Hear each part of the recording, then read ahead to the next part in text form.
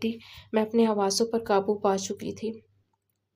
मैं आपके बारे में जितना जानता हूँ उतना काफ़ी है। हाँ, आपकी दूसरी बात के बारे में मैं सोच सकता हूँ। देखिए, मुझे कोई जल्दी नहीं है, आप जितना सोचना चाहती हैं सोच लें। अगर तालीम मुकम्मल करने के बाद शादी करना चाहती हैं तब भी मुझे ऐतराज़ नहीं। मैं सिर्फ़ फ़ॉर्मली तौर पर एक प्रपोज़ल आपके घर भेजना चाहता हूँ। आप उसके बारे में सोच लीजिएगा। वो ये कहकर चला गया। बहुत दिनों तक मैं हैरान रही थी, फिर मैंने शीबा से बात की। वो इस प्रपोज़ल से बेखबर नहीं थी। असफंद ने मुझे प्रपोज़ करने से पहले उससे बात की थी। देखो मेहरीन, असफंद ऐसा बंदा है कि जो मुझे प्रपोज़ करता तो मैं आंखें बंद कर से उसका प्रपोज़ल कबूल कर लेती।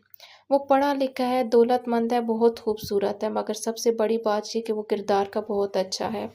अमेरिका में रहने के बावजूद इसने वहाँ की कोई बुराई नहीं अपनाई, ना ही उस पर इंग्लैंड में रहने का कोई असर हुआ।